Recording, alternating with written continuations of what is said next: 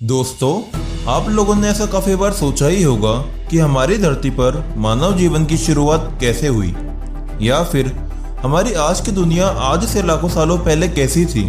क्या उस समय भी आज जैसा ही वातावरण था? चलिए ये सब जानने के लिए चलते हैं आज से लगभग 10 करोड़ साल पहले, जिस समय हमारी धरती पर डायनासोर का राज था।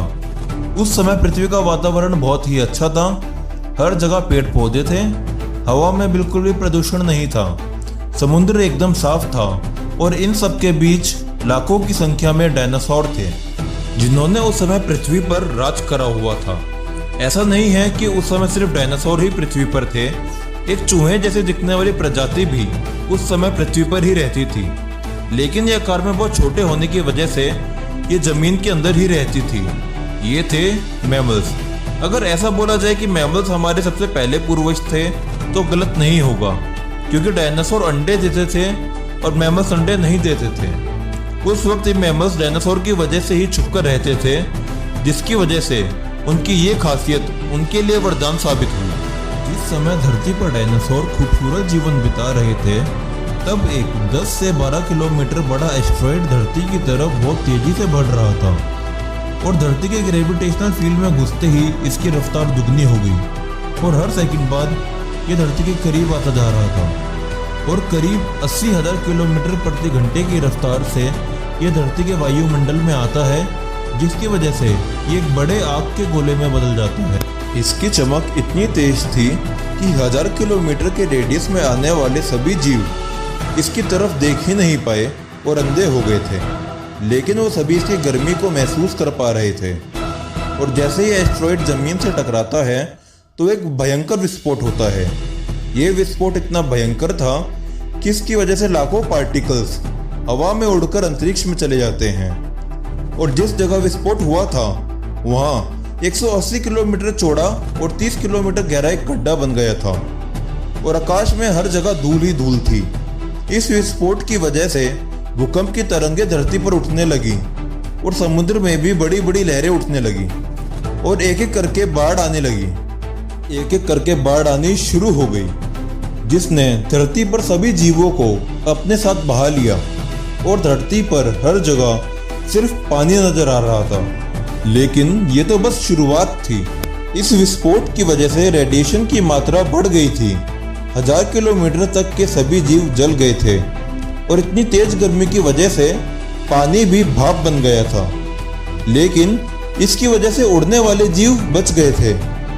लेकिन इस दिन प्रकृति अपने आगे किसी का बस चलने नहीं दे रही थी।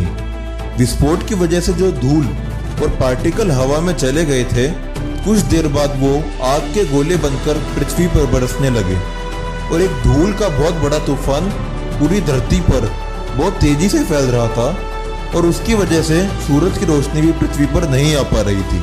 धूल का प्रभाव इतना ज़्यादा था कि बहुत समय तक पृथ्वी पर सूरज की धूप आ ही नहीं पाई, जिसकी वजह से पेड़ पौधे खत्म होने लगे और कुछ जानवर जो बच गए थे वो भी धीरे धीरे मरने लगे। धरती का तापमान भी उस समय 150 डिग्री सेल्सियस से ऊपर था, जिसकी वजह से जमीन पर रहने वाले और हवा में रहने वाले जानवर भी नहीं बच पाए। धरती पूरी तरह से बंजर हो गई थी। धरती की आबादी लगभग खत्म हो चुकी थी, लेकिन इस महाप्रलय में एक जानवर का फायदा हो गया। वो थे मैमल्स। मैमल्स ज़्यादातर जमीन के काफ़ी अंदर रहते थे, जिसमें मैमल्स की कुछ प्रजाति बच गई थी, जिसकी वजह से धीरे धीरे धरती पर मैमल्स की प्रजाति भी बढ़ने लगी और खुद को जिंदा रखने के लिए जो चीज़ें देखते थे उसी को खाना शुरू कर देते थे। फिर कुछ 1000 साल बाद अब हमारी धरती बदल चुकी थी। इतने सालों में जंगल भी विकसित हो चुके थे और समुद्र स्तर भी बढ़ चुका था और हवा भी शुद्ध थी। इतने सालों में हमारे पूर्वज भी विकसित हो चुके थे। इनका आकार पहले से बड़ा हो चुका था और ये पहले से ज़्यादा फुर्तीले भी हो चुके थे, लेकिन तब भी ये हमारे जैसे नहीं दिखते थे। लेकिन आने वाले और सालों में ये प्रजाति बहुत ही अलग तरह की हो गई थी, जिसमें धरती पर भी और बदलाव आ चुके थे। अब धरती भी आज जैसी होने लगी थी और धरती का तापमान भी सामान्य हो गया था। सब महाद्वीप भी विकसित हो चुके थे, लेकिन आज से लगभग 5 करोड़ साल पहले धरती की टेक्टोनिक प्लेट्स में हलचल हुई और सब द्वीप अपनी जगह से हिलने लगे और सब बड़े बड़े द्वीप अपनी जगह से हिलकर दूसरे द्वीपों से जा टकराए। और इनमें से ही एक हमारा हिंदुस्तान भी था जो ऐसे ही महाद्वीपों से जा टकराया। और दो द्वीपों के टकराने की वजह से ही दुनिया की बड़ी बड़ी पर्वत श्रृंखलाएं बनी, जिनमें से एक हिमालय भी था। और इन्हीं पर्वत श्रृंखलाओं की वजह से ही धरती और विकसित हुई, क्योंकि इन पर बर्फ पड़ने की वजह से दुनिया में बहुत सी नदियों का भी निर्माण हुआ। और इन्हीं पर्वत श्रृंखलाओं की वजह से ही धरती और विकसित हुई, क्योंकि इन पर बर्फ पड़ने की वजह से दुनिया में बहुत सी नदियों का भी निर्माण हुआ। और इन पर्वतों की वजह से ही पेड़ पौधे काफ़ी संख्या में हो चुके थे और धरती पर बारिश पड़ने भी शुरू हो गई थी। और वातावरण भी पृथ्वी का बहुत ही आज के जैसा हो चुका था। लेकिन धरती पर सब होने के बावजूद एक चीज़ की कमी थी, वो थे इंसान। लेकिन अब सब बदलने वाला था। आज से लगभग 1 करोड़ साल पहले अफ्रीका के ईस्ट अफ्रीकन रिफ्ट वैली के जंगलों में गर्मी बहुत बढ़ गई थी और बारिश ना होने के कारण यहाँ सूखा पड़ना शुरू हो गया था। और इन्हीं जंगलों में रहते थे एप्स हमेशा पेड़ पर ही रहते थे, जहाँ उनको खाना मिल जाता था। लेकिन सब सूखा पड़ने की वजह से पेड़ भी सूखने लगे थे और एप्स को खाना मिलना कम हो गया था, जिनकी वजह से उनको जमीन पर कदम रखना पड़ा।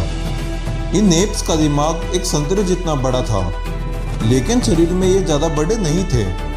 और इस तरह की अफ्रीकन वैली में जितने भी एप्स थे ज़मीन पर उतरने लगे थे खाने की तलाश में। और ऐसे ही आगे आने वाले सालों में हमारे पूर्वजों ने 2 पैरों पर चलना शुरू कर दिया था, जिससे उनको ऊर्जा कम लगती थी और इनका दिमाग भी अब पहले से ज़्यादा बढ़ चुका था और अब ये सोच सकते थे। और समय के साथ साथ हमारे पूर्वज अब बहुत बदल चुके थे और अब इनका शरीर भी पहले से ज़्यादा विकसित हो चुका था। उन्होंने अपने दिमाग से ही बहुत सारे आविष्कार करे, जैसे कि हथियार बनाना और आग जलाना। आग जलाना उस समय एक बहुत बड़ी खोज थी, क्योंकि उसकी वजह से ही अब हमारे पूर्वज रात के समय ठीक से देख पाते थे और अब ये रात को भी शिकार करने लगे थे। और जैसे जैसे समय बढ़ता गया हमारे पूर्वज अब कुछ हमारे जैसे दिखने लगे थे और अपनी आग की खोज की वजह से ये अब मांस पकाकर खाने लगे थे और शिकार भी ये झुंड में करते थे और एक दूसरे को ये समझने भी लगे थे, जिसकी वजह से परिवार भी बनने लगे। ये थे होमो इरेक्टस, जो बाकी जानवरों से ज़्यादा तेज थे और मिलजुल कर रहते थे। और इन्होंने ही पहली बार आवाज़ निकालना शुरू करा था, ताकि ये अपना संदेश अब आवाज़ के द्वारा बता सके, जिसकी वजह से इनकी सुनने की ताकत भी बढ़ी। और ऐसे ही धीरे धीरे करके इन्होंने भाषा का प्रयोग करना शुरू करा, जो कि हमारी सबसे बड़ी उपलब्धि थी। फिर ऐसे ही हमारे पूर्वज अब पूरी तरह से विकसित हो चुके थे। अब वो जानवरों का शिकार करने की जगह उनका इस्तेमाल करने लगे और इन्होंने पेड़ पौधे और घास से शाकाहारी खाना भी शुरू कर दिया था। अब हमारे पूर्वज जानवरों का इस्तेमाल एक जगह से दूसरी जगह जाने में करने लगे, जिससे उनकी ऊर्जा कम खर्च होती थी। ऐसे ही कुछ और सालों बाद की प्रजाति हुई होमो सेपियंस, मतलब बुद्धिमान जीव। उस समय धरती पर हमारे पास ही सबसे ज़्यादा दिमाग था, हमारे पास अपनी भाषा थी और हमारे पास बहुत सारे औजार थे।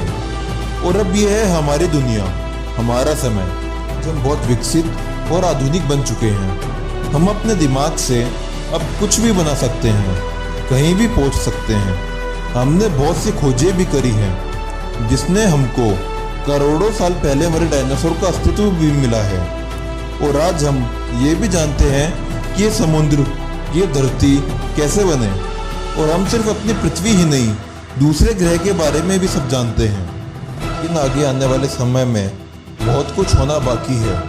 अब धरती पर सिर्फ इंसान, जानवर और पेड़ पौधे ही नहीं, रोबोट भी आ चुके हैं और आगे चलकर ये रोबोट भी हम इंसानों से ज़्यादा तेज होने वाले हैं। तो दोस्तों, आपको हमारा ये 10 करोड़ सालों का सफ़र कैसा लगा, हमको कमेंट बॉक्स में ज़रूर बताएं। और हमारी ऐसे ही वीडियोस के लिए हमारे चैनल को सब्सक्राइब करें। Thank you.